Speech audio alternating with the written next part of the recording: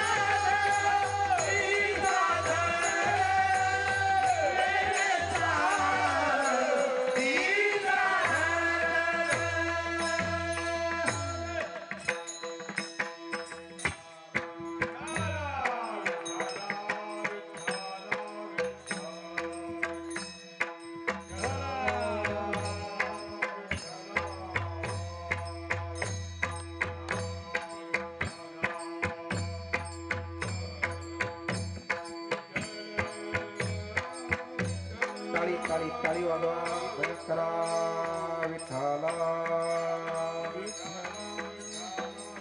विठ्ठला विठ्ठला विठ्ठला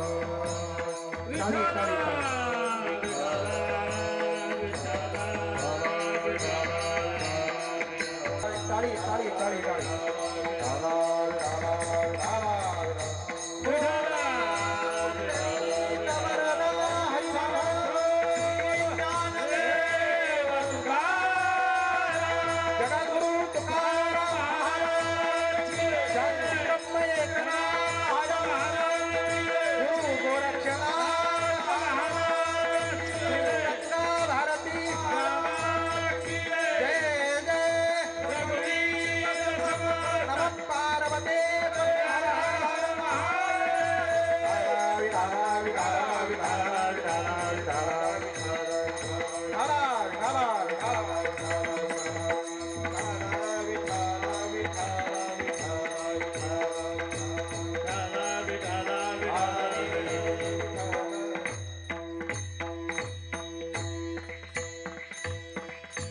हरि प्राप्ति से उपाय धरावे संताचे ते पाय येणे साधती साधने तुटती भवाची बंधने संतावीन प्राप्ती नाही ऐसे वेद देती ग्वाही येणे साधती साधने तुटती भवाची बंधने एका जनार्दनी संत पूर्ण करती मनोरथ येणे साधती साधने तुटती भवाची बंधने पांडुरंगा करो प्रथम पांडुरंगा करो प्रथम पांडुरंगा करो प्रथम पांडुरंगा करो प्रथम दूसरे चरण संताचे दूसरे चरण संताचे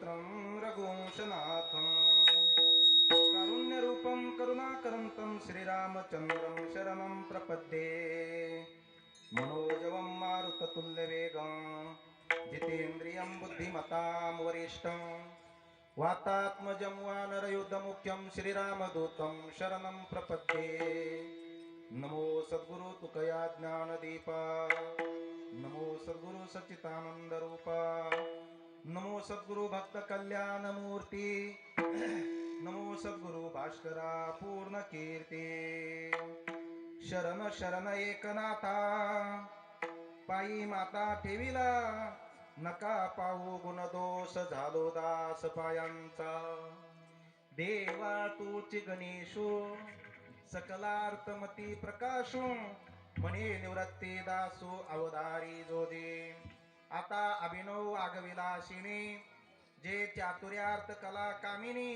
ते शारदा विश्वमोहिनी नमस्कारिली म्या मज हृदये सद्गुरु जेने तारिलो हा संसार पुरो मनोनी विशेषात्यादरो विवेकावरी नागेंद्र हाराय त्रैलोचनाय भस्मांगरागाय महेश्वराय नित्याय शुद्धाय दिगंबराय तस्मै नकराय महेश्वराय शुका सारिके पूर्ण वैराग्य ज्यांचे वशिष्ठा परिज्ञान योगेश्वरांचे कवी वाल्मिका सारिखा मान्यायसा नमस्कार माझा सद्गुरु रामदासा जय जय रघुवीर समर्थ हरी प्राप्तीसी उपाय धरावे संताचे ते पाय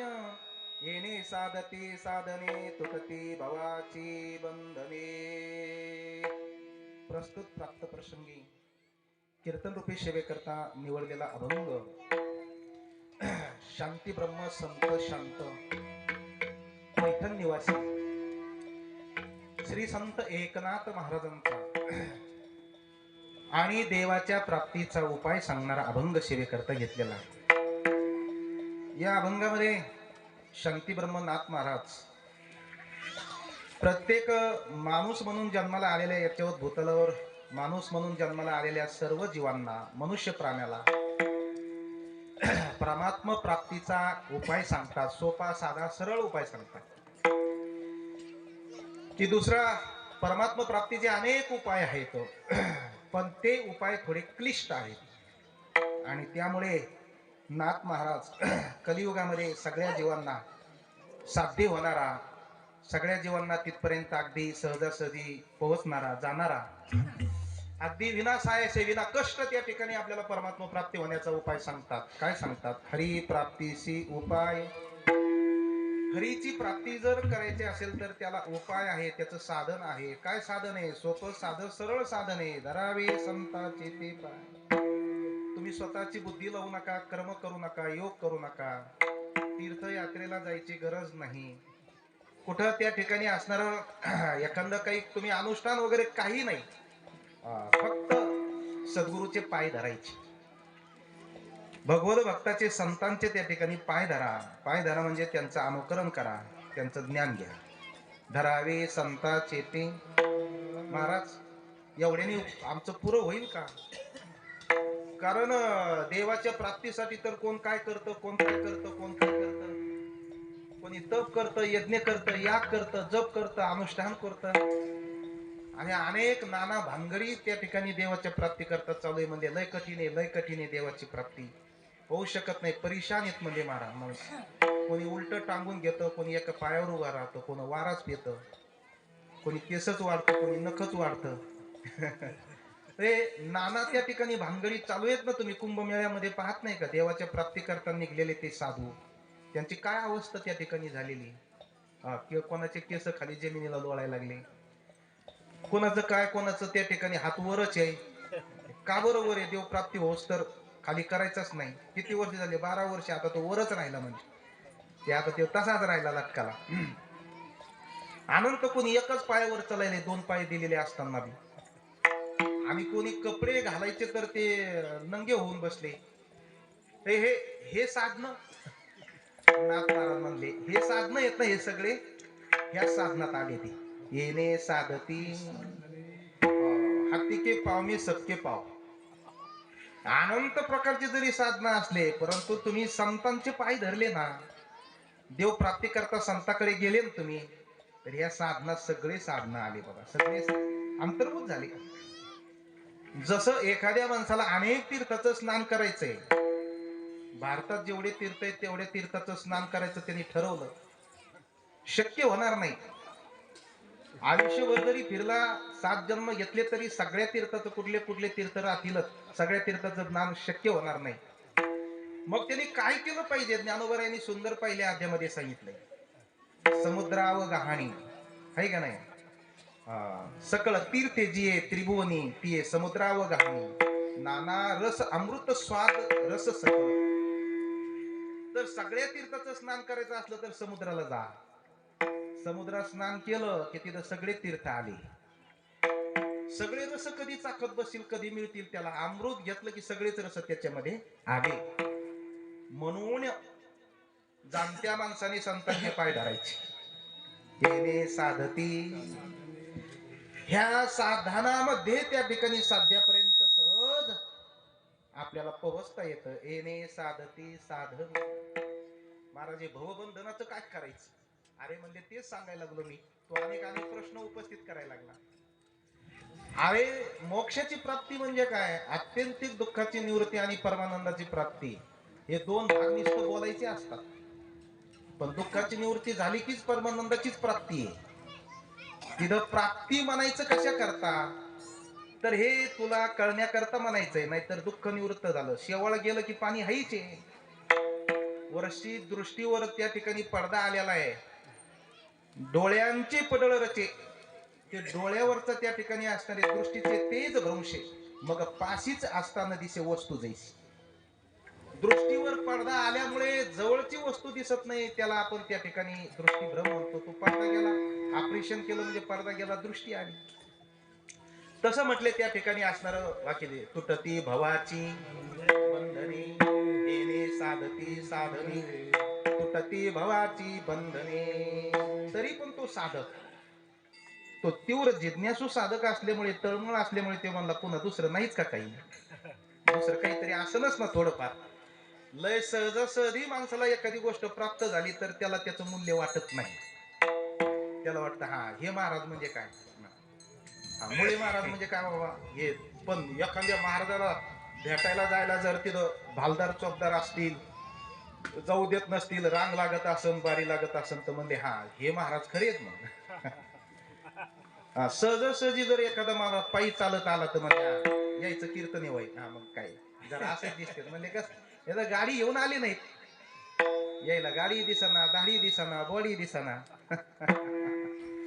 माणसाला सहजासहजी एखादी वस्तू प्राप्त होत असली साधी सोपी सरळ प्राप्त होत असली त्याला ते मूल्य वाटत नाही म्हणून मग हे माणसं उगाच सांगत आहेत का एवढ्या सुपाऱ्या वगैरे हे मूल्य वाटलं पाहिजे त्याला त्या कीर्तनात खानकाटून सांगितली 35,000 40 मध्ये ते घ्या गड्या जरा झणझणीत दिसतंय आणि मग होऊन गेल्यावर मग ते तर काहीच नव्हतं मग ते हेच येते तर साधक म्हणतो दुसरं नाही का काही महाराज म्हणले आता तुला काय सांगा संता विन प्राप्ती नाही संता विन दुसरं नाहीच बाबा दुसरं साधनच नाही ठामपणे सांगितलं म्हणजे माझ्यावर विश्वास ठेवा असं मी बोलत नाही ऐसे वेद देती ग्वाही वेदावर विश्वास येईल तुझा महाराज एखाद वेळेस देवाला न मानलं तर तो नास्तिक होत नाही पण वेद निंदिका नास्तिका असं म्हटलेलं आहे वेद सगळ्याला मान्य आहे परमात्मा अर्जुनाला सांगत असताना सांगतात मी लढ म्हणून लढायचं नाही तो तस्मात शास्त्रम प्रमाणंते कार्याकार्य व्यवस्थित मी तुला युद्ध कर म्हणून म्हटलो म्हणून तो करायचं नाही शास्त्र सांगते म्हणून करायचं शास्त्र सांगावे ते राज्य ही तृण मानावे ते विषयी घ्यावे न म्हणे विरू तर शास्त्र म्हणत असन आपल्याला दिसताना वीज दिसत असन पण शास्त्र म्हणत असन हे अमृत घे तर घेऊन टाक शास्त्र म्हणेल म्हणून ऐसे वेद देती ग्वाही वेदांची ग्वाही आहे वेदांची त्या ठिकाणी पुरावा आहे वेद सांगत संताविना प्राप्ती नाही बास का म्हटले आता एका जनार्दनी संत, तो साधक म्हणू लागला महाराज. पुन्हा त्याची जरा मळमळ राहिलीच होती, काय का नाही, किंचित राहिली फुनफुन, आणि शांत केली जनार्दन. किंचित फुनफुन राहिलीच म्हणले ते. माझ्या मनात लय आणखीन मनोगत येतं, लय मनोगत येतं, असं तसं तसं तसं. ते म्हणले अरे सगळे मनोगत आहेत ना हरीच्या प्राप्तीतच आहेत. तुझे काय जे काही अपेक्षा आकांक्षा असतील ना, नदी त्या ठिकाणी धावत राहते धावत राहते, पण एकदा ती काही समुद्राला मिळाली की तिची उर्मी संपून जाते. तुका म्हणे गंगा सागर संगमी, अवघ्या झाल्या उर्मी. तुझे काय जे काही कामना असतील मनोगत असतील ते संत पूर्ण करतात बाबा. एका जनार्दनी संत, पूर्ण करती मनोरथ. संत हे सगळे मनोरथ तुझे पूर्ण करतात. आणि मग तू एकच कर, संतांना शरण जा, संतांची भेट घे, संतांचं दर्शन घे, आणि ते संत ओळखून घे. अशा पद्धतीचा असणारा हा संत दर्शनाचा, हरिप्राप्तीचा मार्ग संतांच्या दर्शनामध्ये आहे, संतांच्या भेटीमध्ये आहे, संतांच्या कृपेमध्ये आहे, असा सांगणारा अभंग सेवेकरता घेतलेला आहे. विठ्ठल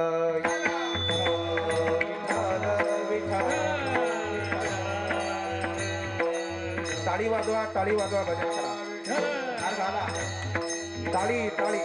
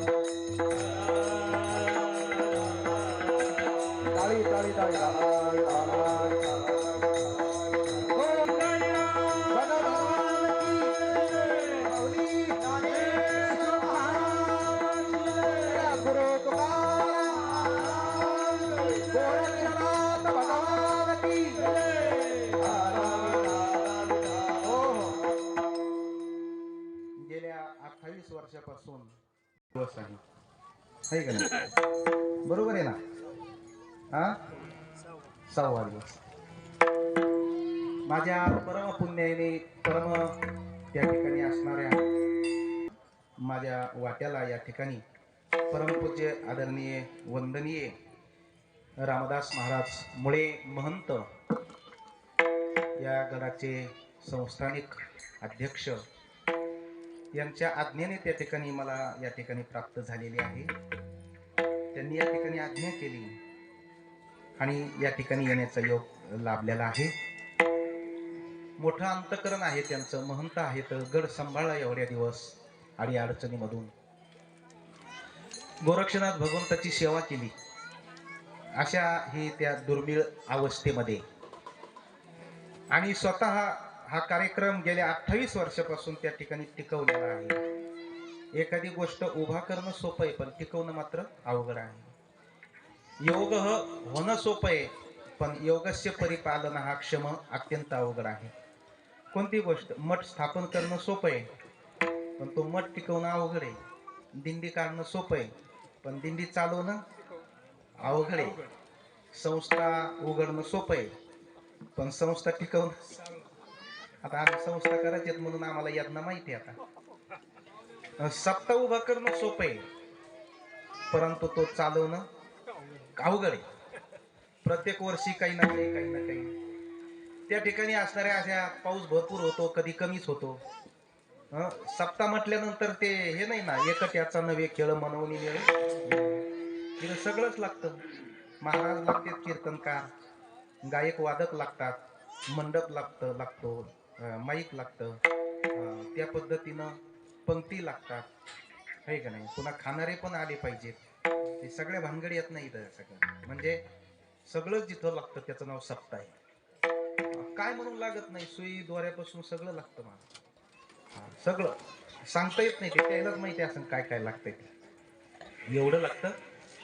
आणि म्हणून त्या ठिकाणी त्यांनी ते टिकवलं.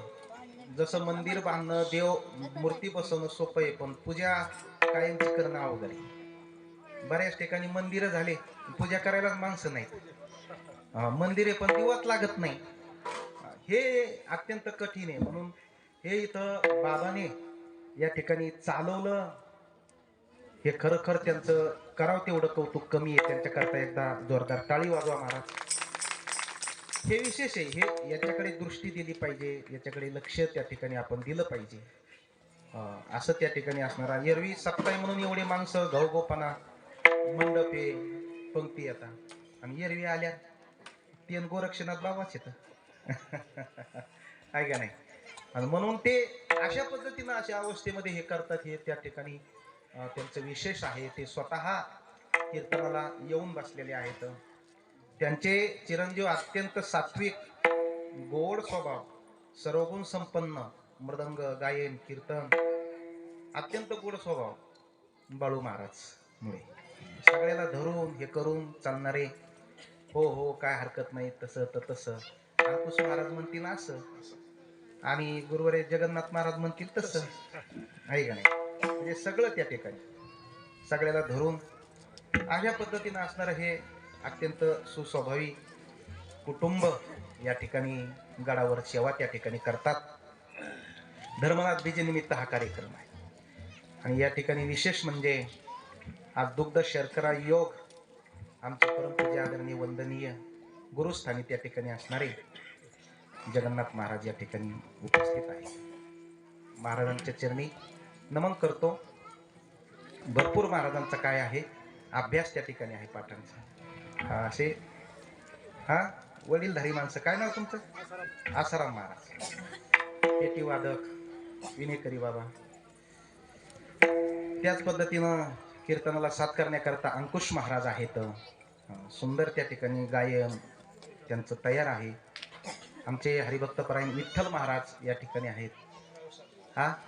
रावसाहेब महाराज आहेत, विठ्ठल महाराज आहेत, रावसाहेब महाराज आहेत. ती सगळी टाळकरी मंडळी, आपल्या गावातील सगळी टाळकरी मंडळी आहेत. बाबा आहेत. दरवर्षी असतात तुम्ही? त्याच पद्धतीनं साऊंड सिस्टम सुंदर आहे का नाही. मला डाळगावातली आठवण झाली. आणि माता मावल्या आमच्या ताई या ठिकाणी उपस्थित आहेत. बाबांच्या कन्या, त्यांचा सुंदर अभ्यास आहे कीर्तनाचा.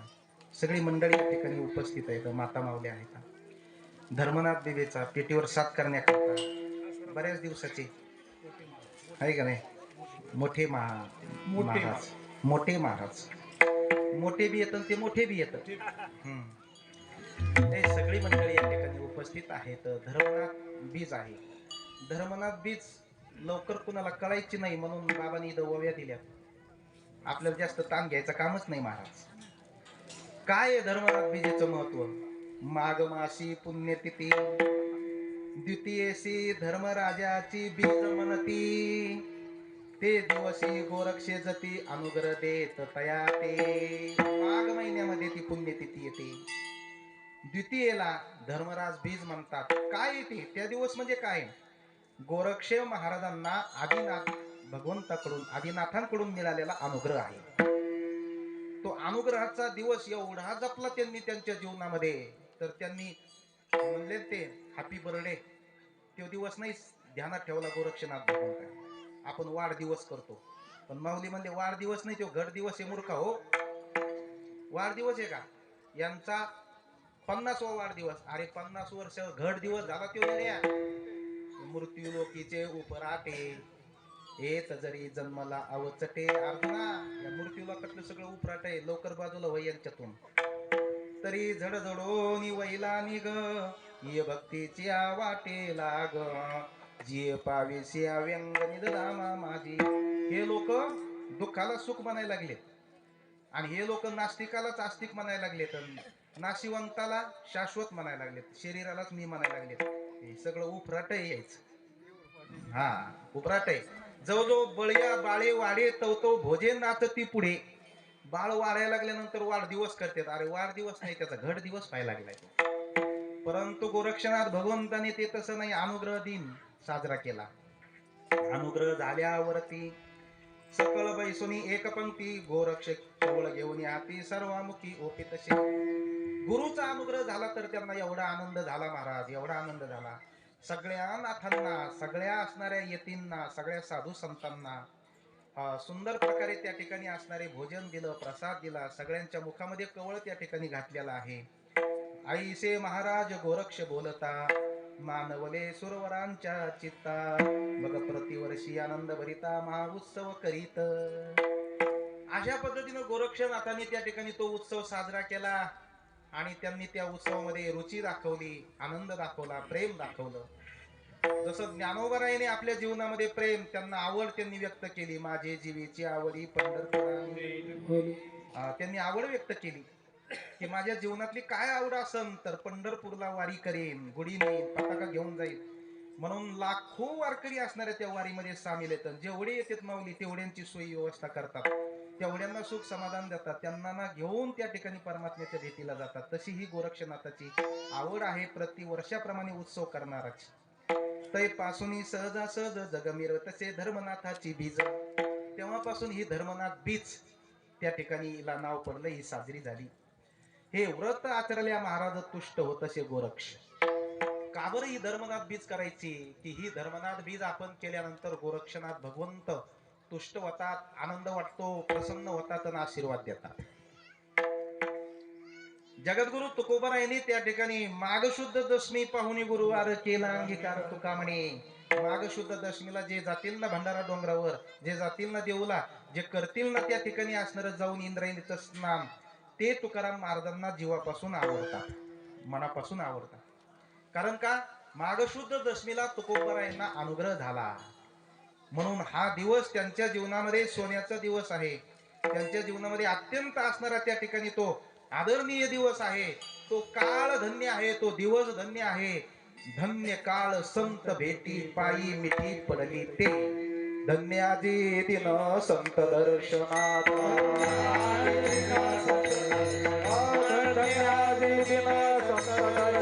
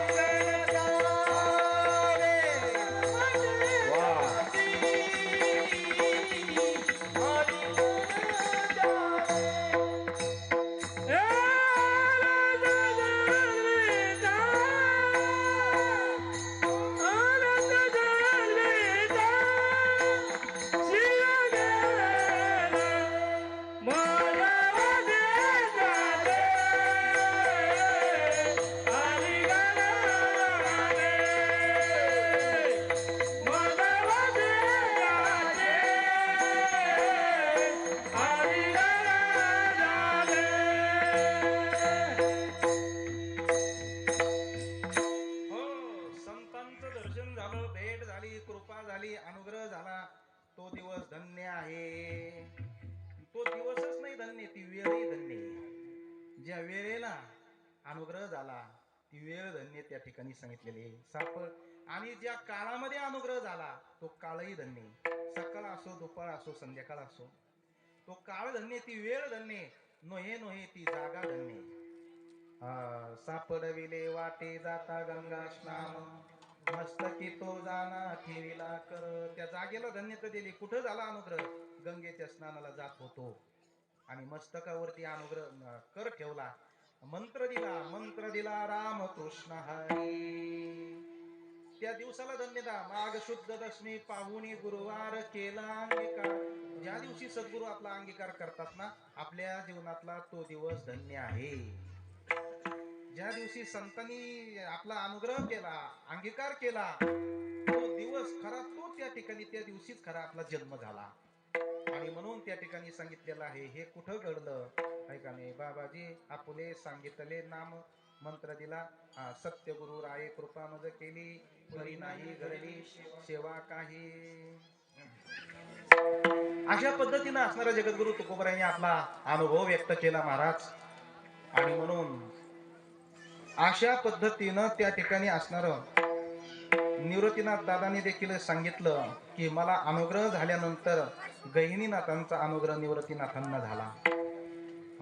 त्या ठिकाणी असणाऱ्या ब्रह्मगिरीच्या प्रदक्षिणा करत असताना हे चारही त्या ठिकाणी असणारे भावंड आणि विठ्ठलपंत आणि रुक्मिणी आळंदीमध्ये खेळ होतो. आपल्याला त्या ठिकाणी कोणी आपला तिरस्कार करायला लागलेले आहेत. मुख बघायचं नाही म्हणतात. याच्यापेक्षा आपण ब्रह्मगिरीला जाऊ, त्र्यंबकेश्वरला जाऊ, भगवंताचं भगवान शंकराचं दर्शन घेऊ असं म्हणतात. ब्रह्मगिरीला प्रदक्षिणा केल्यानंतर पुण्य होतं म्हणतात. तर विठ्ठलपंत म्हणले रुक्मिणी आपण लेकराला घेऊन जाऊ. आणि म्हणून निवृत्तीनाथ दादा, ज्ञानदेव, स्वपन काका, मुक्ताबाई जातात आणि ब्रह्मगिरीला प्रदक्षिणा करतात. कारण नामामने प्रदक्षिणा त्यांच्या पुण्या नाही. प्रदक्षिणा करत असताना गहिनीनाथ होते ब्रह्मगिरीवर. लक्षात आलं, वा वेळ आली. आता हा मंत्र त्या ठिकाणी कुणाला तरी दिला पाहिजे, हा अनुग्रह कुणाला तरी दिला पाहिजे. माझा निवृत्तीनाथ शंकराचा अवतार आहे आणि अनुग्रह देण्याकरता आता तोच योग्य आहे. आणि म्हणून त्या ठिकाणी असणारा एक दिवस ब्रह्मगिरीच्या प्रदक्षिणा करत असताना अचानकपणे ढगाचा कडकडाट होतो. ढग भरून आले. वादळ त्या ठिकाणी वाहू लागलेलं आहे. विजा चमकू लागलेल्या आहे आता ढग. आणि अशा अवस्थेमध्ये एक भयानक वाघ जाळीतून उठला आणि या 6 जणांच्या पाठीमाग तो लागलेला आहे. हे 6 जण पुढे पळतात. वाघ डरकाळ्या फोडीत पाठीमाग पळतो. पुढे पळत पळत असताना त्या ठिकाणी विठ्ठलपंत एका साईडला, रुक्मिणी माता एका साईडला, ज्ञानदेव एका साईडला गेले. मुक्ताबाई त्या ठिकाणी भयभीत झाल्या, त्याही एका दिशेला पळाल्या. स्वपन काका, निवृत्तीनाथ दादा समोर जात असताना वाघ दादांच्या, निवृत्तीनाथांच्या पाठीमागं पळतोय. नाथ पुढं पुढं पळतात. वाघ पाठीमागं येतो म्हणून नाथ ब्रह्मगिरीवर चढले निवृत्तीनाथ. आणि ब्रह्मगिरीवर चढत चढत त्यांना एक खूप मोठी एक गुहा दिसली. त्यांना वाटलं या भोयरामध्ये गेल्यानंतर आता वाघ येणार नाही, आणि म्हणून ते भोयरामध्ये पुढे पुढे पुढे पुढे त्या ठिकाणी जातात. आणि पुढे गेल्यानंतर एकदम अचानक त्या भोयरामध्ये एकदम दिव्य प्रकाश त्या ठिकाणी निर्माण दिसलेला आहे. एकदम लख प्रकाश. निवृत्तीनाथांचं डोळे दैदिप्यमान झाले. निवृत्तीनाथ तिथं थांबले. अरे बापरे, या गुहेमध्ये एवढा प्रकाश कशाचा आहे? बरं, माझ्या पाठीमागं लागलेला वाघ कुठे असेल? आणि म्हणून पाठीमागं पाहिलं तर पुढून आवाज आला. एकदम दिप्पाटची दिप्पाट अजान भाऊ, जटा वगैरे दाढी वाढलेले अजान भाऊ, योगी असणारे गहिनीनाथ समोर बसलेले होते. योगी गहिनीनाथाने आवाज दिला, निवृत्ती माग बघू नको, पुढे बघ, तो वाघ मीच होतो. आणि तुला त्या ठिकाणी इथे या गुहेमध्ये मी किती दिवस झाले तुझी वाट पाहतो. तुझ्यासारखा योग्य शिष्यच मला आणखीन भेटत नाही. हा बीज मंत्र त्या ठिकाणी द्यायचा आहे, हा अनुग्रह द्यायचा आहे, ही परंपरा द्यायची, आणि मला त्या ठिकाणी माझं अवतार कार्य संपवायचंय. पण तुझी मी वाट बघतो. आज तो दिवस योग्य आलेला आहे. इकडे तो वाघ नाही, मीच आहे. आणि मग निवृत्तीनाथांना समोर त्या ठिकाणी बसवलं, अनुग्रह दिला महाराज. पुढचा खूप मोठा इतिहास. हे सगळे भावंडांनी वाट पाहिली. आता निवृत्ती येत नाहीत म्हणून आळंदीला निघून आली. काही दिवस तिथं ठेवून घेतलं. गहिनीनाथांनी सांगितलं आता हा अनुग्रह ज्ञाननाथाला द्या, नंतर ज्ञाननाथ सगळ्या जगांना देतील. आणि म्हणून ही गुरु परंपरा ज्ञानोबरायाने आवडीने अभंगामध्ये, त्या हरिपाठाच्या अभंगामध्ये ज्ञानोबरायाने आवडीनं गायलेली.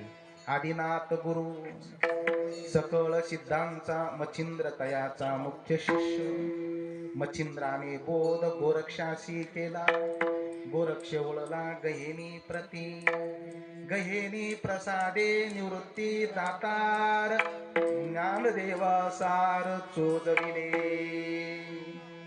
गुरु परंपरा, आपली गुरु परंपरा अत्यंत आवडीनं त्या ठिकाणी ज्ञानोबराया सांगतात. आदिनाथापासून मच्छिंद्रनाथाला बोध आलेला आहे. मच्छिंद्रनाथाने गोरक्षनाथाला दिला, गोरक्षनाथाने गहेनीनाथाला, गहेनीने निवृत्तीनाथांना, निवृत्तीने ज्ञाननाथांना, आणि ज्ञाननाथाने विचार केला आता ह्यो सगळ्यांना द्यायला पाहिजे. ज्ञान देवा सार चोदविले, ज्ञान देवा सार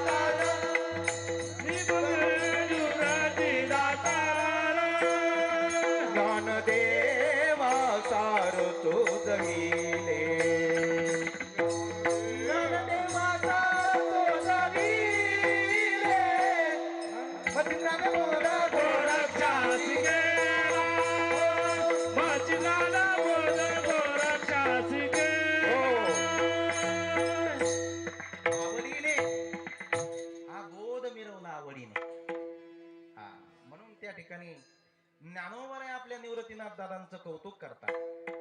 म्हणतात माझे श्रीगुरु म्हणजे काय, आणि श्रीगुरु मुळेच त्या ठिकाणी मी ही ज्ञानेश्वरी ग्रंथ लिहिला. नाहीतर मी स्वतः एरवी तरी मी मोकू, जरी झाला अविवेकू, तरी संत कृपा दीपकू सोजळू असे. माझे गुरुमुळे त्या ठिकाणी मी हे शक्य झालो. हा गुरु मंत्र अशा पद्धतीचा असणारा त्या ठिकाणी बोध मिरवण्याचा आहे, आणि म्हणून ही धर्मनाथ बीजी. आणि आज त्यातली त्या ठिकाणी दुग्ध शर्करा योग श्री गुरु गंगा भारती बाबांच्या पुण्यतिथी निमित्त मला दिलेलं कीर्तन, म्हणजे पुण्यतिथी पण आहे, धर्मनाथ बीजी निमित्त कार्यक्रम चालू आहे, आणि आज पुण्यतिथी त्या ठिकाणी असा हा दुग्ध शर्करा योग त्या ठिकाणी लाभलेला आहे. आणि त्या पर्वणीमध्ये मला सेवा करण्याचा योग त्या ठिकाणी प्राप्त झालेला आहे.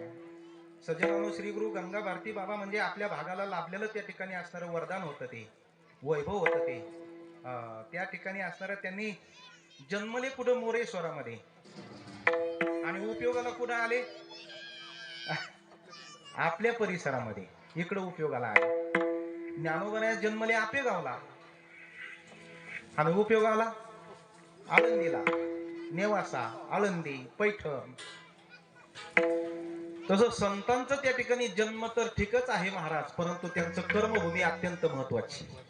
कर्मभूमी समर्थ जन्मले जांबाला, कर्मभूमी चाफळ, नाशिकला तपश्चर्या, कर्मभूमी चाफळला, सज्जनगडला, संपूर्ण भारतभर तीर्थयात्रा, जन्म मात्र जांबाला आहे.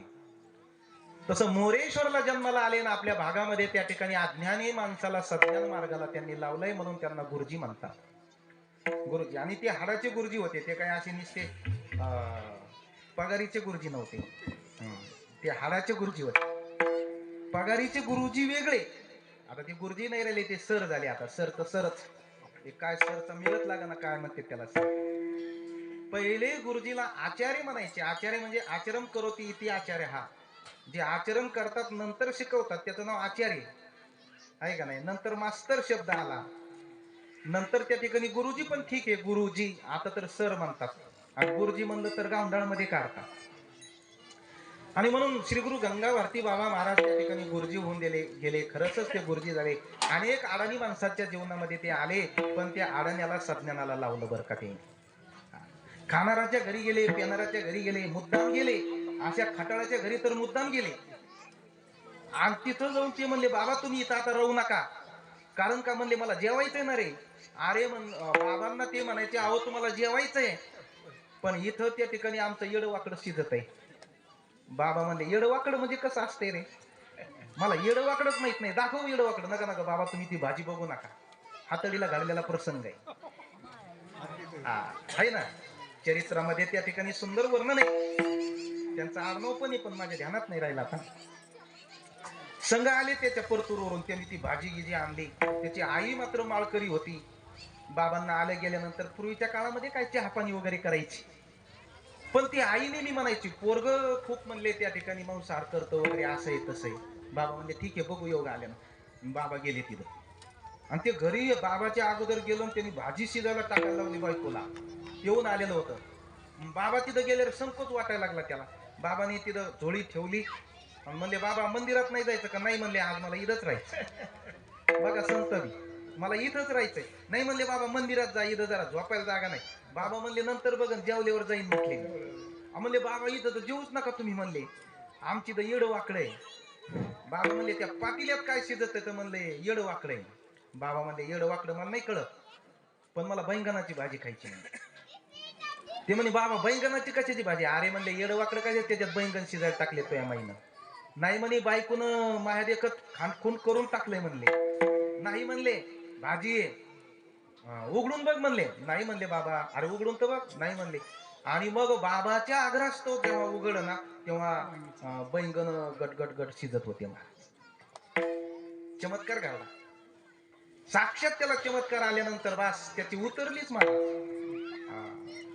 काय तर बिगर याची उतरली त्याची. आणि उतरल्यानंतर लक्षात आलं अरे बाप, हे निस्ते संत नाही तर हे देवच. आणि यायचे पुढे जर आता तर चाळे केले तर नसलेलं भस्म करून टाकले आपल्या. म्हणून लगेच श्री गुरु गंगा बाबा भारतींचं दर्शन घेतलं. बाबांनी माळ टाकली, सांगितलं आता सदमार्गावर जीवन जगवतो. पुढचं तुझं जीवन त्या ठिकाणी सदमार्गावर. पोरायला एक जण जा तिकडच जा ना महाराज. खाली बसा खाली बसा. येथून नका, एक जण तिकडे जा. लेकर येत ते, पण कीर्तनाच्या टायमात पर्यंत थोडी शांत बसायला पाहिजे. नाही तर मग ते काय म्हणले ऐकायला पोथी, वळायला वाती आणि सांभाळायला नाती, करायला काय माती. मग नाती गीती घेऊन येते सगळे इकडं, दोन्ही बी होते कामात काम. पण ते तोपर्यंत लेकरायला तुम्ही हे करून घ्या. तिकडे खेळा म्हणा, भरपूर जागा आहे तिकडे पटांगण, जा तिकडे. काय चाललं होतं आपलं हे असं होतंय बघा. श्री गुरु गंगा भारती बाबांच असे त्या ठिकाणी असणारे त्यांच्या जीवनामध्ये त्यांनी असे माणसं सुधरेले. आपल्या भागाचं प्रसिद्ध उदाहरण, प्रसिद्ध कीर्तनकार होऊन गेले. त्या टायमाला कीर्तनकारच नव्हतं कोणी. वा साहेबराव महाराज खंटळ मंटळ नीट करायचे ते, त्याचं कीर्तन म्हणजे लय मवचळ मवचळ नव्हतं. वा क्या बात आहे. तुकाराम महाराजांचे वडील देवराव महाराज त्यांचे शिष्य आहेत. आणि मग साहेबराव महाराज सांगतात म्हणले आमच्या घरी मी म्हणले जिवंत खेकडे खाणारा माणूस आहे. खेकडे खायचो, बेंडक्या खायचो. महाराज सांगते बर का, रडत येत सांगत येत बी. लय आडमुठ म्हणले आमचं घर, खाणारा पिणारच घर. आम्ही भलते रागीत. आणि ते महाराज झाल्यावर बी किती रागीत होते ते. लाग होता का हे पोरायचा आरडायचा. जर असे आलेले जाऊन तर हाणायचे ते तिथं. कुणाचा लाग होता का असं मांडी मोडून बसायचा. हे म्हणले तू काय कीर्तनाला बसलास का, आपल्याला सोबत नाही ती भाषा. जर इथं असं बसलं तर तिथं मांडी घालून बसतील का म्हणले. आणि आता विठ्ठल विठ्ठल एखादा माणूस जर असं करून बसला वर त्या ठिकाणी टोंगळे करून, तर म्हणायचे विठ्ठल विठ्ठल झाल्यावर काय ढुंगण आपटीशील का.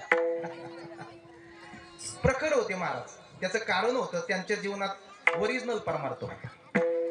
तो का म्हणे सत्य सांगो आणि येवत रागवते येव. त्यांनी कोणाचा आदर केला नाही. सरपंच आला म्हणून या म्हणले नाही, आमदार आला म्हणून माळ घातली नाही, खासदाराला कधी आवाज बोलले नाही. काही घेणं देणंच नव्हतं त्याला, अपेक्षाच नाही महाराज. हे महात्मे अशा पद्धतीनं का झाले त्यांना श्री गुरु गंगा भारती बाबांचा स्पर्श झाला. आणि बघा बाबांनी असे घर शोधले की जे घर कशात ते म्हणजे एवढे आडमुठ ते कशातच बसत नव्हते. तिथं गेले संतांचा अवतारच त्याच्याकरता असतो. तिथं गेले महाराज साहेबराव महाराजांचे वडील वारले. तिथं गेल्यानंतर हे सगळे रडायला लागले. पूर्वीच्या काळामध्ये अहो अन्न खायला नसायचं. आतिथ्याला तर लांबच. जर पाहुणा आला लय जवळचा पाहुणा असला तर त्याच्यापुरती चपाती करायची एकदम. बाकीचे बसलेले जर असायचे तर त्याला वरून वरून अर्धारी चपाती खाली भाकर राहायची. पाहुणे देखत इज्जत जाऊ नये म्हणून. ह्यो काळ होता. आता तर भलते गुलाबजाम टाकून देतात लोक. खाऊन बी पण तिला गुलाबजामच पडून जाते सगळं. एवढं खायला झालं सगळं झालं पण समाधान संपलं. रोग झाले शरीरामध्ये भलते रोग. एवढे रोग झाले की केस कमी अंगावर तेवढे रोग आहेत माणसाला. त्याचं कारण आहे समाधान शांतता राहिली नाही. तिथं गेले हे सगळे रडत होते आणि हे गेले तिथं. काय झालं रे रडायला? म्हणजे काय बाबा वडील वारले. रडत असतात का म्हणजे वडील? नाही ना म्हणले असं तसं. आणि मग नाही म्हणले तू रडायला लागला तर मग वडील माग आण म्हणले. माग कशी येते मग बस म्हणले. साहेबराव महाराज म्हणले आता वडील वारले नाही तर या जोगड्याला दाखिलच असतं म्हणले. ते सांगत येत बर का. आणि म्हणले तुला जर माग आणता येत नसलं तर गप बस. कस तरी डोळे पुसले म्हणले गप बसलो. थोडं थांबले म्हणले दर्शन करून इकडून तिकडून पुन्हा आमच्याच घरी आले म्हणले मला जेवायचंय भाकर खायची. दुसरे लोक म्हणले महाराज तुम्हाला कळतं का काही? दुसरं घर बघा इथं त्याचा वडील वारलाय तुम्ही नाही नाही म्हणले मला इथलीच खायची. दुसरे म्हणले सुतक आहे म्हणले काय नाही होत मला सुतक जमत. आणि त्यांच्या त्या ठिकाणी ते भाकर करायला लावली. महाराज त्यांची भाकर खाल्ली. कारण साधूंचं असं असतं ते पहिलं घेतात आणि मग पुष्कळ देतात. त्यांनी त्या टायमाला त्यांची भाकर खाल्ली तर तिथंच राहिले. त्यांचं त्या ठिकाणी शोक निवारण केला आणि त्या ठिकाणी राहून साहेबराव महाराजांना अनेक प्रकारे शिकवण देऊन माळ घातली. आणि माळ घालून त्यांना सांगितलं हे बघ तू माझ्याकडे येत जाय. येता येता येता येता परमार्थाचा छंद लावला. संघ घेऊन जाऊ लागले. जाता जाता जाता जाता एक दिवस असाच कुठला तरी प्रसंग होता. कीर्तनकार कुठेतरी आलं नाही म्हटले. पाडोळी का कोणता भाग आहे म्हणजे साहेबराव तू कीर्तन कर म्हणले. ते म्हणजे मला कुठे येते तुला सांगतो ना तू कर कीर्तन. तुला काय करायचं म्हणले मला येत नाही तू कीर्तन कर. नेस म्हणले धोतर बांध म्हणले फेटा धोतर फेटा बांधला आणि केलं ना महाराज. साहेबराव महाराजांनी पहिले कीर्तन महाराज सांगायचे भक्त आईशे जाना आणि चांगलं बोलता आलं म्हणले साहेबराव तू आता कीर्तनकार झाला म्हणले. हे बघ म्हणले मलाच इच्छा आहे लोकांना या गादीवर राहून उपदेश करायची पण आता मी नाही करू शकत तू कर. ही एक माझ्यातलीच ऊर्जा आहे. आणि त्यांच्यातली ऊर्जा कीर्तनकाराला दिली. त्यांनी असे अनेक शिष्य बनवले की त्यांच्या ज्या ज्या काही युक्त्या होत्या कला होत्या जे ज्ञान होतं ते एका एका शिष्याला त्यांनी देऊन टाकलं. आणि अज्ञानाला सज्ञानाच्या मार्गाला लावलं. असं आपल्या भागावर त्यांचे खूप मोठे उपकार आहेत महाराज. म्हणून संतांचे उपकार असतात.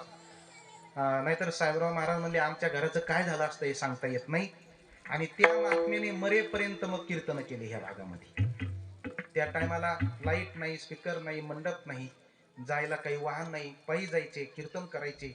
ऊर्जा तशीच राहिली. शेवटपर्यंत त्यांनी शिळी भाकर खाल्ली साहेबराव महाराजांनी. शेवटपर्यंत ज्ञानेश्वरी वाचली. ह्या धिप्पाडची धिप्पाडगडी कधीच काही सर धिप्पाडचं नाही.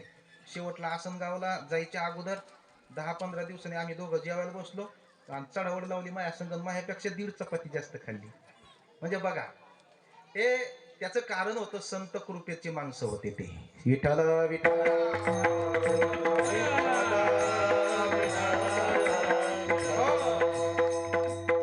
सज्जनांनो ही संत कृपा जीवनामध्ये असते. आणि म्हणून आपल्याला समाधान होण्याकरता सुखी होण्याकरता त्या ठिकाणी प्रत्येकाला सुखाची गरज आहे सुखाची अपेक्षा आहे.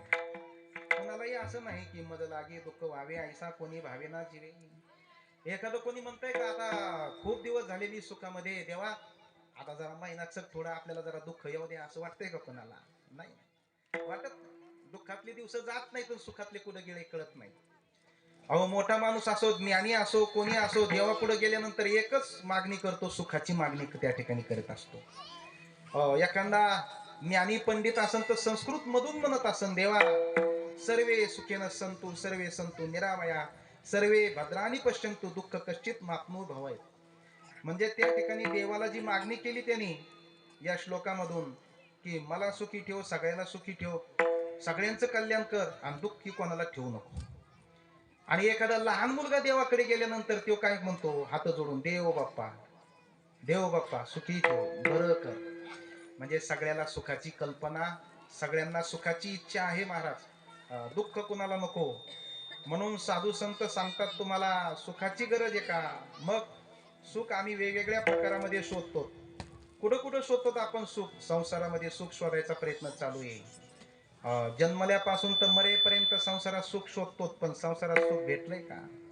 संसार ज्याने खूप खूप संसार केला, खूप विषय भोगले, त्या 75 वर्षे म्हाताऱ्याला विचारा बाबा समाधान झालं का? ते म्हणले कशाचं, आता तर लय भग भग व्हायला लागले. आता समाधान कशाचं? काय काय नाही केलं पोरासाठी, काय काय नाही केलं. शून्यातून निर्माण केलं. गुंठाभर जमीन नव्हती, 50 एकर केली. राहायला झोपडी नव्हती, 2 बंगले बांधले. अनेक ठिकाणी त्या ठिकाणी प्लॉट घेऊन ठेवले. बँक बॅलन्स भरपूर आहे. एका पोराला इंजिनियर, डॉक्टर, वकील, 5 पोरं आहेत आणि 5 सुना आहेत. मग म्हणले बरं वाटत असेल ना? नाही नाही नाही म्हणले, आता तर लय वाईट वाटतंय. का वाईट वाटतंय? 5 सुना असून चहा टायमाला येत नाही. 5 सुना असून कधी त्या ठिकाणी भाकर वेळेवर भेटत नाही. आणि 5 पोरं असून त्याला मला बोलायला वेळ भेटत नाही. मग अहो वाटलं नातू तरी जीव लावतील, पण नातू कशाचे का आले? नातू तर गेले अंगठा दाखवून. सुख नाही नाही म्हटले. सुखाच्या अपेक्षाने प्रपंच केला, पण सुख भेटलं नाही. सर्व सुखाची आशा जन्म गेला, सर्व सुखाची आशा जन्म गेला. क्षण एक मुक्ती यत्न नाही केला.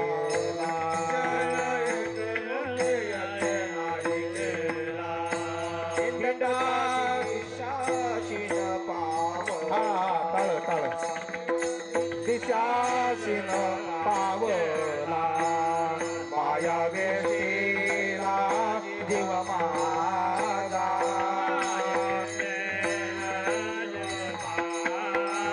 माझे सोयीतले नती कोणी, माझे सोयीतले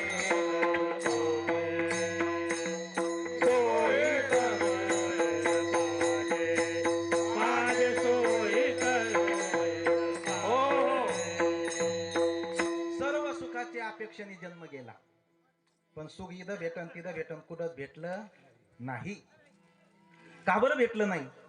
मला एक प्रश्न, मी आपल्याला प्रश्न विचारतो, का भेटलं नाही महाराज? का भेटलं नाही? वा, नाहीच तर कसं भेटन? जर आडातच नाही तर पवऱ्यात येईलच कसं? का बरं? ज्ञानोबरावर विश्वास आहे ना आपला. म्हणले संसारात सुख का भेटलं नाही? संसार दुःख मूळ चहूकडे इंगळ, विश्रांती नाही कोठे. रात्रंदिवस काम क्रोध पाठी लागले. ऐकवना मी शरण जाऊ, आता दृष्टी देईल निर्मळ.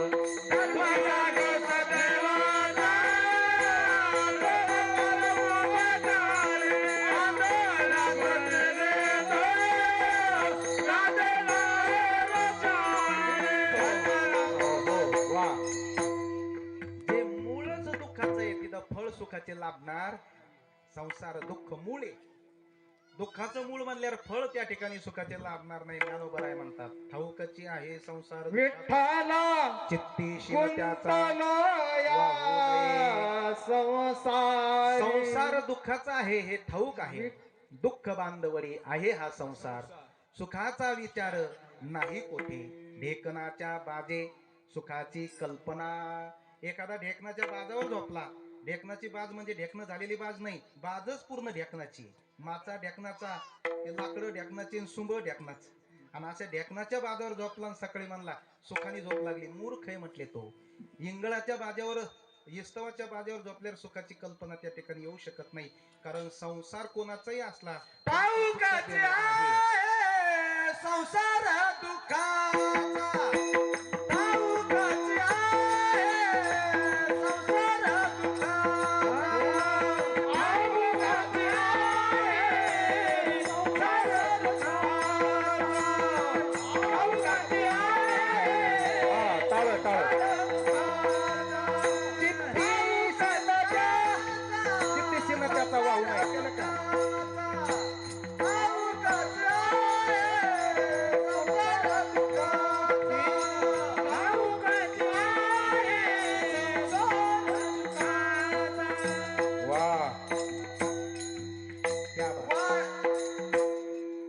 आहेत बरं का, टाळकरी मंडळी अगदी साथ करायला सुंदर आहेत. ठाऊकची आहे संसार दुःखाचा. सगळ्यालाच माहिती आहे संसार दुःखाचा आहे. मग काय चाललेत ना, पण चांगलं दणकून चाललाय कार्यक्रम. दुःखाचा आहे सगळ्यांना माहिती आहे, सगळ्यांना अनुभव बी येतो. पण काय होतं महाराज, जानामी धर्म नचमे प्रवृत्ती, जानामी अधर्मे नचमी निवृत्ती. जसा दुर्योधन म्हणतो मला काही कळत नाही का, मी अधर्म करतो कळत नाही का, पण माझी वृत्ती त्याच्यातून निघत नाही. आणि त्या ठिकाणी धर्म काय मला कळत नाही का, पण माझी प्रवृत्ती त्याच्यात होत नाही. तसं संसार काय कळत नाही का आपल्याला, दुःखाचा आहे, पण त्याच्यातून निघण्याकरता तेवढं वैराग्य नाही. वैराग्याची लेस आपल्याला काय, आपल्याला अपेक्षा आहे आता भेटन मग भेटन मग भेटन, पण हे चाललंय मात्र. आपल्याला वाटतंय त्याचं बरं आहे, त्याला वाटतंय त्याचं बरं आहे, त्याला वाटतंय त्याचं बरं आहे का नाही. खालच्या घरावाल्या वाटतंय माडीवाल्याचं बरं आहे, माडीवाल्याचं वाटतंय 3 ताळावाल्याचं बरं आहे, 3 ताळावाल्याचं वाटतंय वरच्याचं बरं आहे का नाही. पण बरं मात्र कोणाचंच नाही. दिसतंय बरं पण खरं मात्र नाही. जोडा घातलाय वरून चांगला दिसतोय, वा काय जोडा आहे, 10,000चा जोडा आहे, पण नवीनच घेतला, आतून डसतोय, सगळं रक्त झालंय. तो म्हणला तुला दिसतोय चांगला, पण आतून कसा डसतोय मलाच माहिती. आता वरून संसार मस्त दिसतो सगळ्याचा, पण आतून काय त्रास आहे त्याची त्यालाच माहिती. मवळ येते तोडीत आहेत, लेकरं तोडीत आहेत, बायको तोडीत, सगळं तोडीत आहेत, पाहुणे रावणे. गाडीत आला की शेट शेट म्हणतात लोक, पण शेटची काय फजिती त्याची त्यालाच माहिती.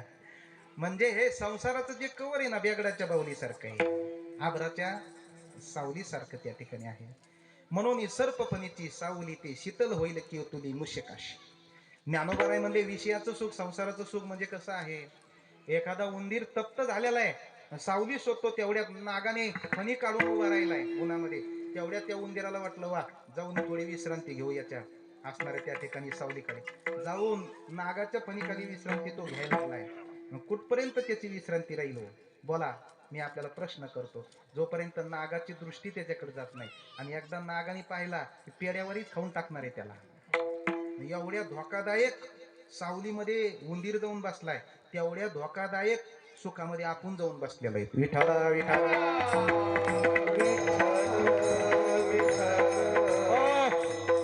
ज्ञानोबराय म्हणले आगा विषयाचे कांदे वाटून पाहता पाही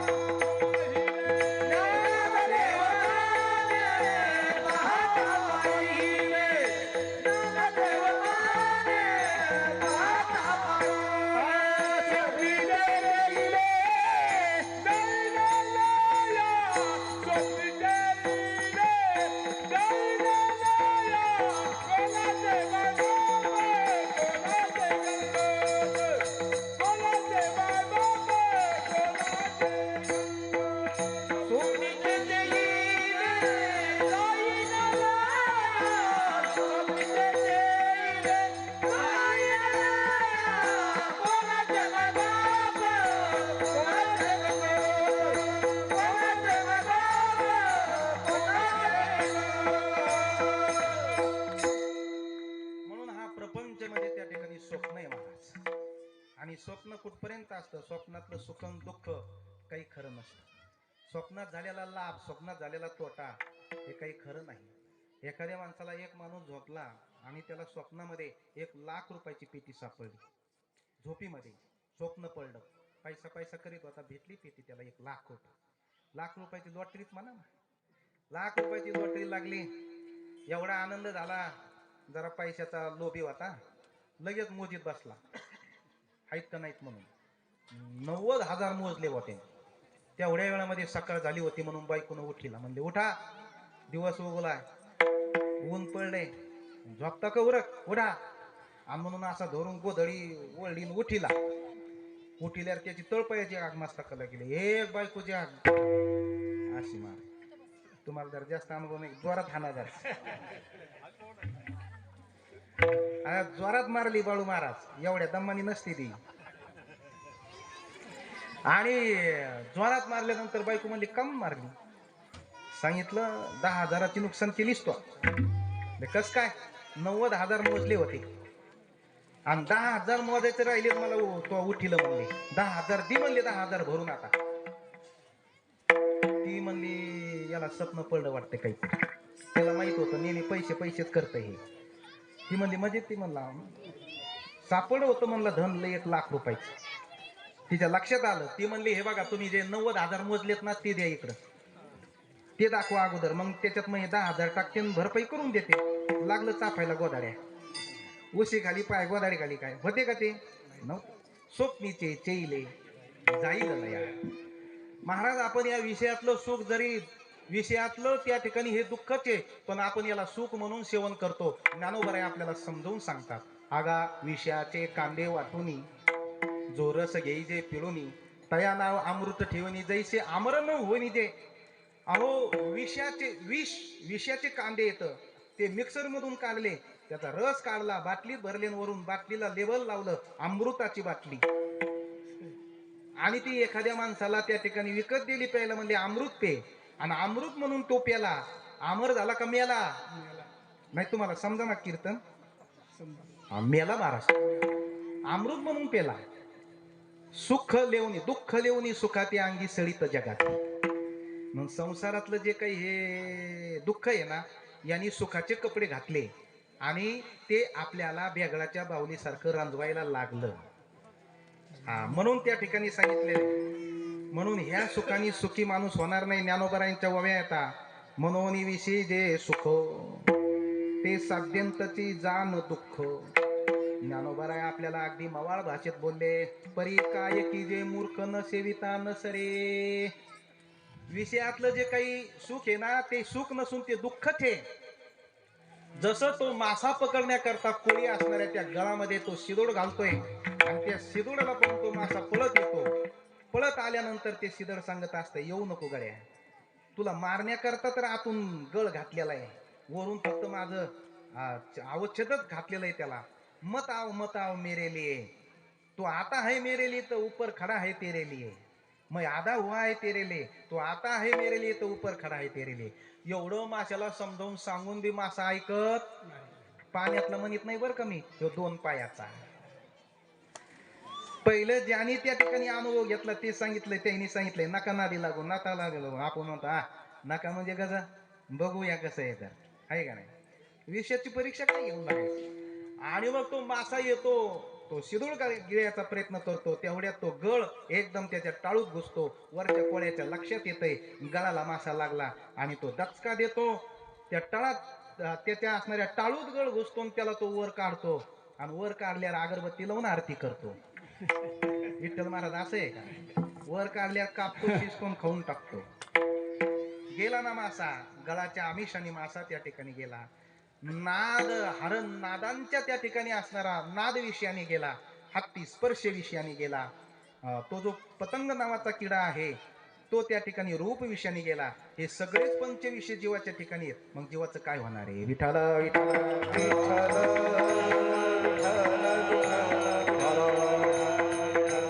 म्हणून विषय सुख आहे हे बोलण्याची सारिके नोहे.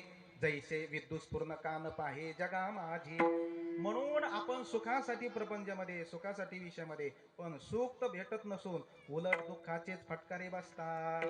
शेवटपर्यंत सुख भेटत नाही. का भेटत नाही. संसारामध्ये सुख नाही बाबा. म्हणून सांगतात त्या ठिकाणी वेदामध्ये सांगितलं ये वै भूमात सुखम नाल्पे सुखम असती भूमैवत सुखम. अरे देवाशिवाय परमात्म्याशिवाय ब्रह्माशिवाय आत्म्याशिवाय या जगामध्ये कुठं सुख नाही. सुखाचा भास आहे. वरून त्या ठिकाणी वरून आकर्षण सुखाचं त्या ठिकाणी घातलेलं आहे. भूमैवत सुखम. एक फक्त परब्रह्मच सुखी आहे. आत्मा सुखी आहे. आत्म्याशिवाय सुख कुठंच नाही. विठ्ठल विठ्ठल सुखरूप जर जगामध्ये कोण असेल तरी वाई नाही जावाई नाही पाहुणा नाही मेवणा नाही. सुखरूप ऐसा तुझा कोण सांगा. काय सुखरूप ऐसा तुझा कोण सांगा. माझ्या पांडुरंगा सारखा तू. माझ्या पांडुरंगा सारखा तू. माझ्या पांडुरंगा सुख स्वरूप असणारा तो परमात्मा आहे महाराज. ते परब्रह्मच सगुण साकाराने राम झालं. सगुण साकाराने कृष्ण झालं आणि सगुण साकारानेच विटेवर उभं राहिलं. ते परब्रह्म सुख स्वरूप आहे. नोहे नोहे तो सुखाचा सागर आहे.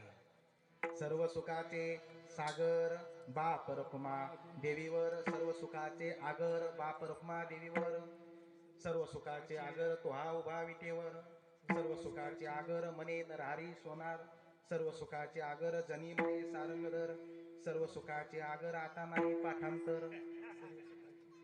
एवढे प्रमाण आहेत ना, तोच परत त्या ठिकाणी सर्व सुखाचा आगर आहे. आणि मग सुखरूप जर पाहिजे असेल तर पंढरीला जा, त्या परमात्म्याला प्राप्त करून घ्या. अरे देवाला प्राप्त करून घेतलं म्हणजे सुखी तुम्ही होता. तुम्हाला सुखाची गरज आहे ना, म्हणून त्या ठिकाणी देवाची प्राप्ती करा. पंचविषयाच्या पाठीमागे तुम्ही जाऊ नका. सुखरूप जर तुम्हाला व्हायचं असेल तर देवाकडे जा. आणि देवाकडे तुम्ही गेले तर मग तू अवघाची सुखरूप होशी, जन्मोजन्मीचे दुःख विसरशी. मग मात्र तू अवघाच सुख स्वरूप त्या ठिकाणी तू होशील. आणि म्हणून सुखरूप असणाऱ्या त्या ठिकाणी परमात्म्याची तुम्हाला प्राप्ती करून घ्यायची गरज आहे. महाराज आता कळालं, सुख म्हणजेच देव आणि देव म्हणजेच सुख. सुख आणि देव त्या ठिकाणी वेगळा नाही हे कळालं. आम्हाला देवाची गरज नाही पण सुखाची गरज आहे, म्हणून हरिप्राप्तीची गरज आहे. हरि प्राप्ति से उपाय,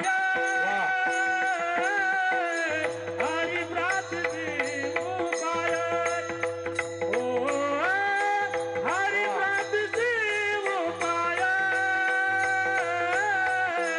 हरि प्राप्ति से उपाय,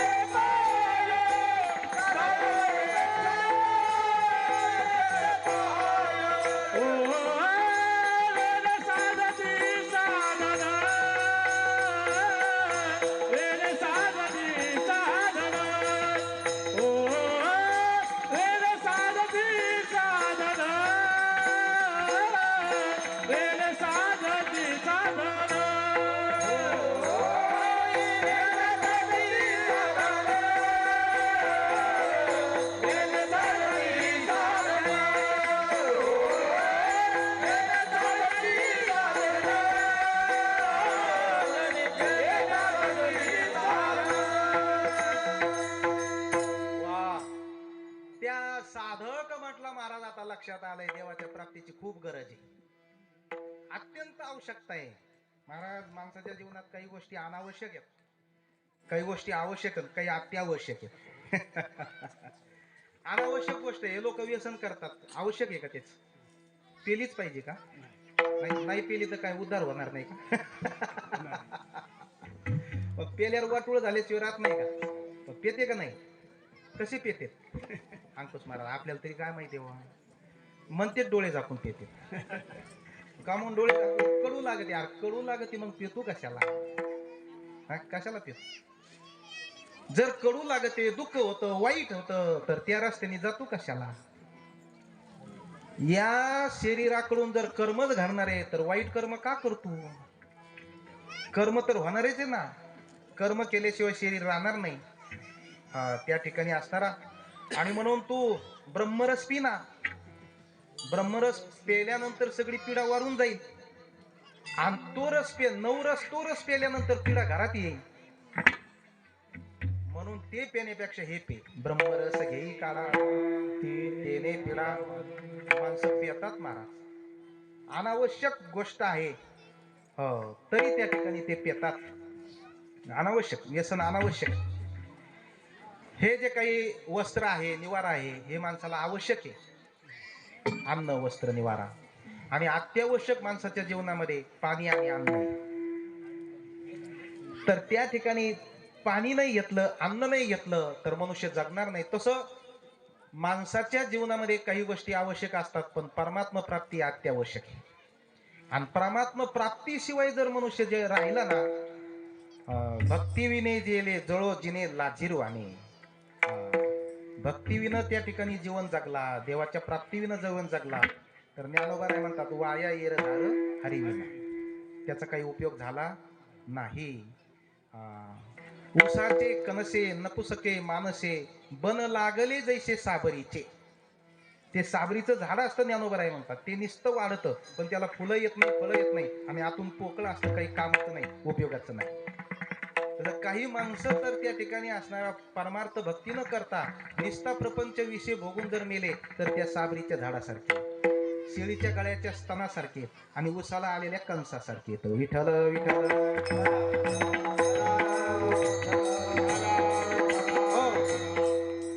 श्रीमद भगवद्गीतेमध्ये त्या ठिकाणी श्लोक आहे, आपला वेळ संपलेला आहे. मोघाशा मोघ कर्मानो मोघ ज्ञानाविचेत सहा. यायचं जीवन म्हणजे मोघम आहे. मोघाशा मोघ कर्म आहेत, तामस कर्म, मोघ कर्म, मोघ ज्ञान, मोघम ज्ञान.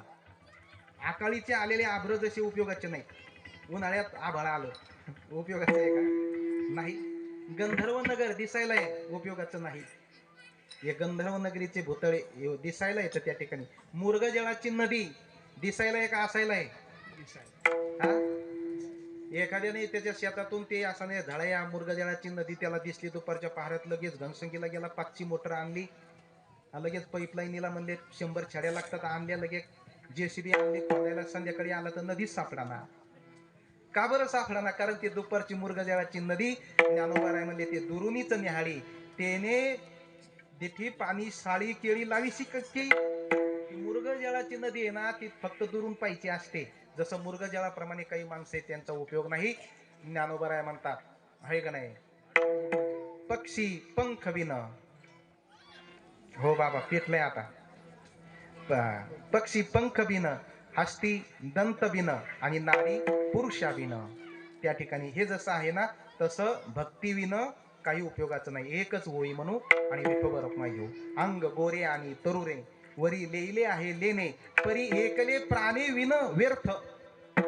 अंग गोर आहे, तरुण आहे, सुवर्ण लेलेलं आहे, पण म्हणले फक्त म्हणले जीव नाही, उपयोगाचा नाही. तसं सगळं जीवनात केलं, परमात्मा प्राप्ती केली नाही, उपयोगाची नाही. म्हणून हरिप्राप्ती उपयोगाची. आणि आता लक्षात आलं, मग हरिप्राप्तीला उपाय धरावे संताचे ते पाय. विठोबा रखुमाई जय, विठोबा रखुमाई हो, पार कुमाई हो. संतांचे काय पाय धरायचे? कारण संत तिथं तिथं देव आहे. जिथं संत असताल तिथं देव असताल, किंवा देव ते संत, हरी ते संत, संत ते हरी. ऐसे वेदचारी. जे देवाचं ज्ञान घ्यायचं असेल ना, तर सांगितलं तुम्ही संताया भजावे. तुम्हाला जर त्या ठिकाणी ज्ञान प्राप्त करून घ्यायचं असेल, तनु मनो जीवे चरणाशी लागावे, आगरगत्ता करावे, दास्य सकळ. जेत ज्ञानाचा कुरुटा तेथे सेवा, स्वाधीन करी सुबटा ओळखून. संताजवळ गेल्यानंतर त्या ठिकाणी ज्ञान प्राप्त होतं, देव प्राप्त होतो. आणि म्हणून त्या ठिकाणी संत देव कुठं आहे, तर संतांच्या ठिकाणी आहे. ते या सुखा कारणे देव वेडावेला, वैकुंठ सोडूनी संत सदनी राहिला. अर्जुना, मी जर हरपलो तर मला शोधायचा पत्ता सांगतो, आहे का नाही? मी हरपलो पांडवा, मी हरपलो दिवसावा, तयापाशी पांडवा जेत नाम घोष गौरवा करीती माझा. मी जर हरपलो तुला जर शोधायचं असेल तर तिथं माझा नामघोष चालू आहे, तिथं संत आहेत, तिथं डायरेक्ट यायचं, मी तिथं आहे. म्हणून धरावे संताचे ते पाय. म्हणून त्या ठिकाणी देवाला शोधायचंय का, देवाचा पत्ता कुठं आहे? संताजवळ आहे. संतांचे पाय धरा. त्या ठिकाणी ते संत आपल्याला भेटतील कुठं? ते संत कोणते असतात? खूप मोठा त्या ठिकाणी विषय आहे. ते संत कशाने भेटतात हो? बहु अवघड आहे संत भेटी, परी जग जेती करुणा केली. आपल्याला जर देवाची कृपा झाली तर संतांची भेट होईल, आणि संतांची भेट झाली तर देव ओळखता येईल, आहे का नाही? आणि देवाची कृपा कशाने होईल आपल्याला? आपण जर पुण्य असेल तर देवाची कृपा होईल. निष्कामता निजदृष्टी अनंत पुण्य कोट्यान कोटी, रोकड्याला जे पाठवटी तवय भेटी हरिप्रियाचे. ऐसे कैसी आने भेटती ते साधू, ज्यांच्या दर्शेने तुटे भव बंधू. जे का सचितानंद नित्यानंदो जे भव सिंधू पार विरतो. ऐसे कैसी आणि भेटती ते साधू ऐसे त्याने भेटती ते साधू. साधू भेटणं अत्यंत अवघड आहे. व्याघ्रसिंहाचे तो जोडे पण खरे संत भेटणार नाही. पण भेटणारच नाही का, भेटतील पण निष्कामताने दृष्टी. आपली जर निष्काम पुण्य जर असेल, शुद्ध पुण्य जर असेल, कोण पुण्य यांचा होईल सेवक. जे द्वंद्वादिक दुरावले ऐसे वर्णमान रावी नारायण. ऐसे वर्णमान रावी नारायण. हो वा, कोणत्या पुण्याने होईल महाराज. निकृष्ट जे पुण्य आहे ना, तर असं म्हटलेलं आहे, पापात्मके पापे नरका येजे, पापात्मके पुण्य स्वर्ग जायजे, माते जेणे पाहिजे ते शुद्ध पुण्य. शुद्ध पुण्याने देव भेटेल, शुद्ध पुण्याने संत भेटतील. निष्काम जर पुण्य असेल तर ते संत आपल्याला भेटतील, आणि ते संत आपल्याला भेटल्यानंतर देवाची प्राप्ती होईल. देव आपल्याला ओळखले जाईल, आणि देव ओळखला की आपल्याला समाधान जीवनामध्ये होईल, आपला उद्धार होईल, प्राप्तीचीच प्राप्ती होईल, आणि नित्य निवृत्तीची निवृत्ती होईल. हरी प्राप्तीसी उपाय. हरी प्राप्त नाही का आपल्याला, प्राप्तच आहे, पण तो ओळखून घ्यायचा आहे, संतांच्या माध्यमातून ओळखून घ्यायचा आहे. याला प्राप्तीची प्राप्ती म्हणतात. एवढा दृष्टांत बघू. ज्ञानेश्वर माऊली घेऊ. भजन करा विठाला विठाला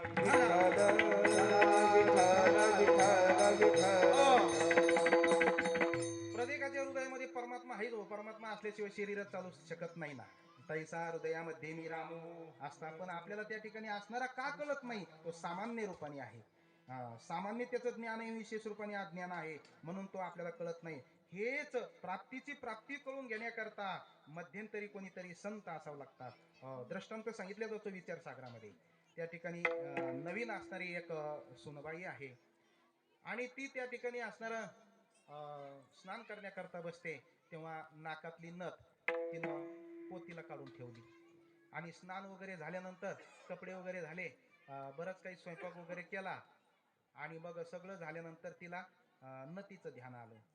सहज नाकाकडे हात गेला तर नतच नाही. अशी घाबरली बाई. म्हणली ही सासू तर म्हणजे लवंगी मिरचीची. आता ही नथ नाही म्हणल्यावर सासू काय करीन काय नाही. नवीन सून होती, खूप घाबरली, आणि नथ शोधायला लागली.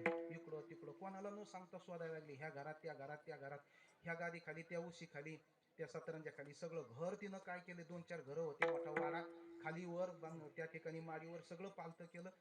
मैत्रीण आली त्या ठिकाणी. अगं काय करते काय करते बाई म्हणली. रडायला लागली, घामाघूम झाली. अवघड झालं अवघड झालं. आणि आत्या पाहत नाही तर बरं, नाही तर आत्या जर आल्या ना फिरून गेलेले, आता मैत्रिणीकडे आले तर म्हणले लय अवघड होईल म्हणले. आता कारण नथ हरपली म्हणले. किती तोळ्याची असती होती मला काही माहित नाही, इथं हाई कोणाकोणाच्या नाकाला. अशा पद्धतीची भारी नथ हे म्हणले ती. आणि सासू तर अशी म्हणले बाई बाई बाई बाई, आता अवघडच आहे म्हणले माझं. पूर्वीच्या काळातलं सांगतो बरं का, आता सुनालाही घाबरत नाही तसं काही, एवढं काही काळजी करायचं काम नाही. आता नथ हारली तर त्या सुना म्हणत्या तुला काय लगे एवढी काळजी, आणि मग नवरा लय काळजी नको करू, टेन्शन घेऊ नको म्हणत्या. ती खूप घाबरली. तिची मैत्रीण आली, म्हणली अगं एवढी घामाघूम रडू नको, पाणी पी, काळजी करू नको. मैत्रिणीनं जरा पाहिलं तिच्याकडून आळू, तर त्या मैत्रिणीला ती नथ तिची पोतीत घातलेली दिसली. कुठं घातली? पोतीला अडकलेली दिसली. मैत्रिणीच्या लक्षात आलं. ती म्हणे अगं काळजी करू नको, मी तुझी नथ हाई म्हणल्यावर हिला बरं वाटलं. बाई दे ना मग.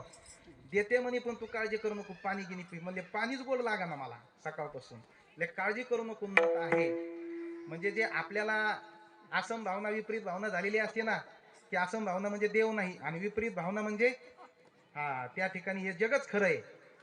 तर तिची असम भावना गेली. म्हणजे देव आहे कोणीतरी सांगतं, साधू सांगतात देव आहे, संत सांगतात देव आहे. अगं म्हणले नथ आहे, तू काळजी करू नको. बाई म्हणले देव नथ दे ना मग, नेत दे म्हणले. थांब म्हणले, तुला असं नाही इकडे म्हणले, तुझ्या लग्नात गोदरेजचं कपाट आलेलं आहे ना, सप्रेम भेट. हो म्हणले आलेलं आहे, मामाने दिलेलं आहे ना, मोठं दिलेलं आहे गोदरेजचं. इकडे म्हणे. मग त्या बैठकीत गोदरेजचं कपाट ठेवलेलं होतं, आणि तिला त्या ठिकाणी नेलं, गोदरेजच्या कपाटच्या त्या मोठ्या आरशा पुढे उभा केलं, आणि म्हणजे तू आता तुझ्या पायापासून नखापासून तर केसापर्यंत तुझंच गोदरेजच्या कपाटामध्ये तुझंच बघत जाय. आणि म्हणून ती तिच्या पायापासून नखापर्यंत त्या गोदरेजच्या कपाटापुढे उभा राहिली, आणि पाहत पाहत चालली. आणि जेव्हा तिची दृष्टी त्या पोतीपाशी आली, तेव्हा तिला नथ कपाटात दिसली आणि कपाटावर झापली सापडी बाया म्हणली. अगं म्हणली आरसा फोडशील माग होय, कपाटात नाही, इथं बघ, इथं, तिथं नाही, तिथं आरसा आहे, ते फक्त दाखवलंय ते माध्यम, आरसा फोडशील त्याच्यात नाही. ती आरशाला बुचकुरी ओढू लागली.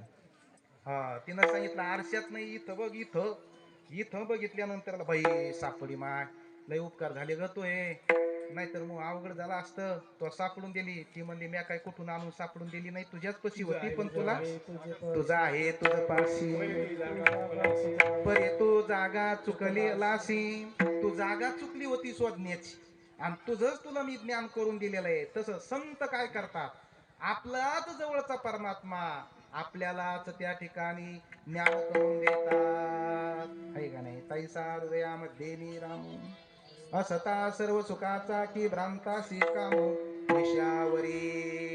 अशा पद्धतीनं हरी प्राप्तीची म्हणून संतांची गरज आहे. हरी प्राप्तीची उपाय धरावे संताचे ते पाय, येणे साधती साधने तुटती भवाची बंधने.